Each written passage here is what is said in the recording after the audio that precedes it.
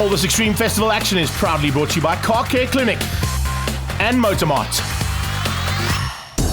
Head down to the south coast to Dezzi's Raceway for the first time this year, and the Extreme Festival are in the house along with a couple of local categories to entertain what is arguably the most hungry motorsport crowd in the country. And the picturesque circuit here at Dezzi's Raceway brings them out in droves. Looking forward to action now from our Car Care Clinic, 111 Sports and Saloons. Nice field coming out here, and joined by a couple of local yokels as well as they come to line up for the first heat. Keep an eye on the front end because there's going to be some action, no doubt about it, between Gerard Henning, George Besaidner, George Economides, and look out for Ronald van Rensburg and Bjorn Gerbert. Come out of the Dunlop sweep. This is the bottom loop of the circuit, and we go on board with Louis Cloutey in the Beetle as we come to the line to start this first heat. Henning on the right-hand side, they're looking for a way through early on. And as the flag drops, it's Gerbert who is on the outside. Besaidner on the inside, heading down towards turn one. Everybody trying to stick together there and try and find a way through early on. You can see it's going to get tight through turn one. Oh, a couple of guys. Louis Scott's getting run wide there ever so slightly. And then the Porsche's coming into play as well. Good start there from Besaidner. Gerbert under attack there from Henning. And looks like Louis Cloutey looking for a way through as well. They come down into this absolutely incredible section. Very similar to what you see at that big American circuit, of course, Laguna Seca. And that corkscrew just catches a lot of guys out as they head down into the bottom section of Dezzi's Raceway for the first time. Through the double right-hander, and Economides now trying to close down on Besaidner, who leads out. Look at this. Gerbert on the inside of Henning. Enough room there just for those two cars to get through. The Polo all over the back of that GTV. And then it's Louis Cloutey in the fastest Beetle in the world, I'd have to say, heading up towards the double right-hander. And as they go through Dezzi's corner, of course, South Coast FM in the house. Oh, and look at that. Starting to make his way through there as well is JP van der Walt. Nice to see a couple of guys that are not usually at the front end of the field starting to fight it out there and giving the normal contenders a bit of a run for their money. Coming through the field as well. Could you look out for TJ Sharp, and a bit of pressure being applied there as well.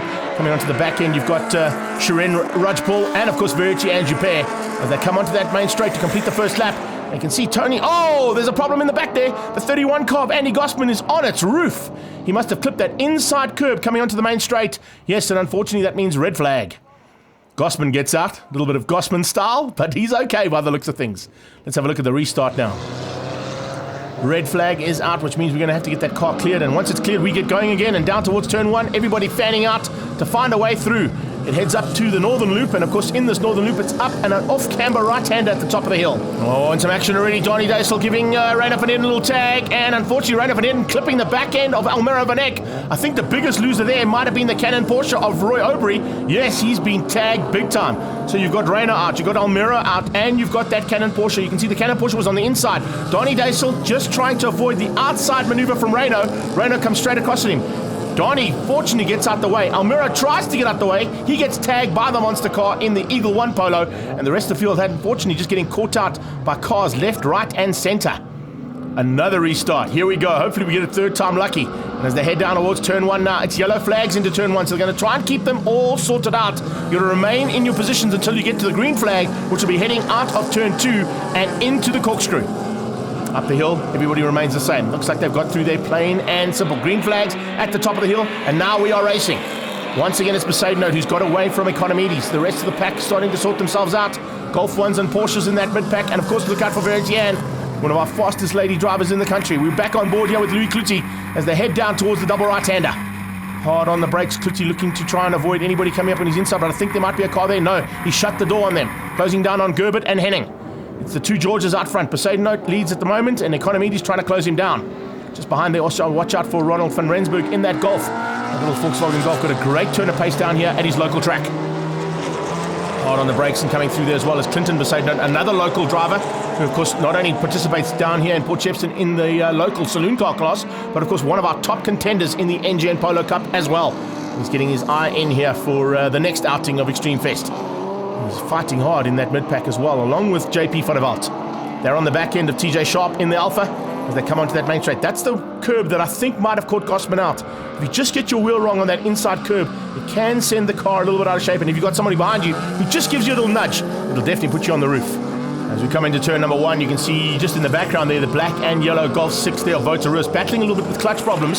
Seems to be slipping a little bit, so he's trying to drive around the problem and fend off the attack that are coming, as you can see, from TJ Sharp and from Van der Walt.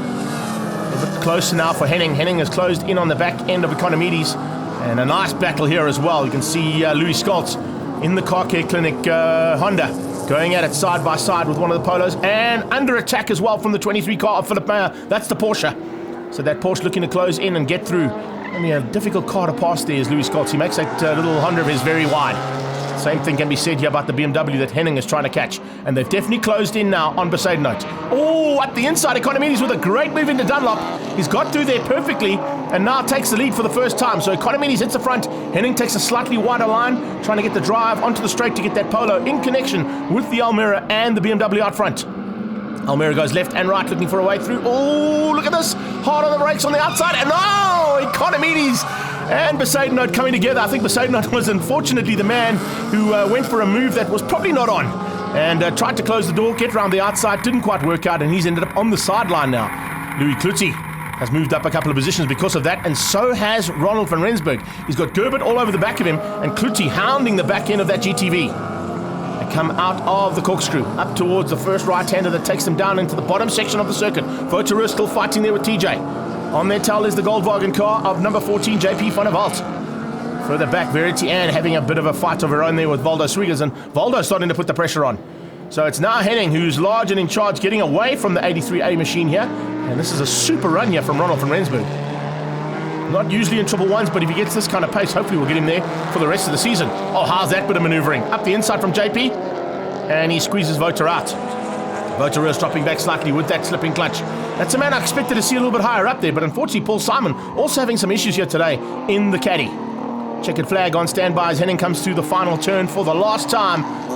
Gerbert has a go on the inside. He's not quite quick enough, and Ronald van Rensburg is going to hang on for second behind Henning as they come across the line to take that checkered flag for Heat 1 of the Car Care Clinic 111 Sports and Saloons. So as they head down towards turn 1, we wait for Valdo Swiggers to come across there. He takes Class B honours.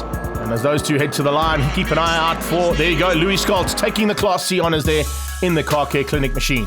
Karen Henning taking the win there ahead of Ronald van Rensburg, Bjorn Gerbert and George Besaidnout, with George Economides down in 5th place. I was dicing with George Economides. I gave him a nice gap there.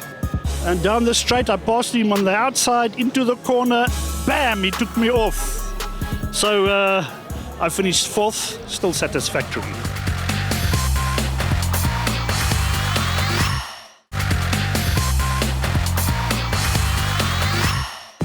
Welcome back to action from the Extreme Festival down at Dezzi's Raceway in Port Shepstone. Nice big crowd coming out to be entertained here by our 111 Sports and Saloons. And they're ready to go now for heat number 2. First heat, we had a bit of action and 3 starts. Hopefully we can keep it all together now and just do 1 start and finish. As they head down towards turn 1 on the outside, Ronald van Rensburg, a good turnaround here for him. The local man giving the usual contenders a very good run for their money as they head through turn number 1 now. Under yellow initially to try and keep them all smooth and steady, but by the time they get to the hill, the green flags will be out and they'll be racing. And under braking, you can see that's exactly what's going to happen now through the corkscrew. Oh, 2x2 through the corkscrew. Very difficult corner to get right on your own. Never mind when you're side by side with another car. Louis Scholz under pressure there from Philip Meyer trying to close in on Donnie Daisel. And around the outside, he was also looking at Almera Van Eck, who's making a welcome return now after that incident in race number 1. Looks out front. Oh, Klutzy sideways. I was about to say, Besaidnout trying to get away from everybody else as Klutzy gets it sideways. There's Economides diving on the inside, looking for a way through on Ronald van Rensburg. Has he been able to make it sick in the BMW? Doesn't look like it. Van Rensburg Golf has got a great turn of pace down here. See if that BMW can find a way past. Takes a slightly different line. Harold Henning just showing everybody how good he is in front-wheel drives, getting away from Besaidnout and Gerbert. Here comes the battle we were watching earlier on, though, as Economides runs a bit wide, under braking, and nearly goes up the inside to try and take evasive action and avoid hitting the back end of that Golf. Porsche's in the house as well with Philip Meyer. Then you've got Clive Smith on his tail and Harvey Wallbanger. Mark Harvey looking for a way past there on Smith in the turbo car. You can see the ADAP Porsche just a little bit sideways coming onto that main straightaway. Great turn of pace though between those Porsches, trying to close down on the Golfs and Hondas in front. Under braking, Donnie Daisel being closed in here. Clinton Besaidnout all over the back of him. And that youngster certainly knows his way around this circuit. But out front, no one seems to have an answer to this man. Look at Gerard Henning. So smooth. Very, very underrated driver. And certainly someone that can get a front-wheel drive car around any circuit. Mark Ellis having some big problems there in the Porsche. Looks like a bit of fuel coming out of the back end of that Porsche. I'm sure the COC is going to be watching that with a bit of concern. But let's see if it's going to affect his drive or anybody else's drive. Hopefully not.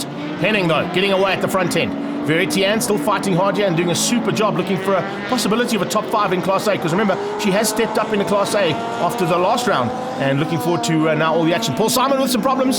Simon pulling to the sideline in the caddy. Oh, that is just such a pity. It's such a good little car, that. And unfortunately, Paul Simon hasn't had a great weekend here down at Dezzi's Raceway. Donnie Daisel still fending off the attack coming from Besaidnout. Besaidnout looking for a way through here. You can see just how difficult it is to get past Donnie Daisel. He's a seasoned campaigner, not only in this class, but coming from Silver Cup and having to go avoiding slowing Ronald van Rensburg. He's got some problems. So has Buerta.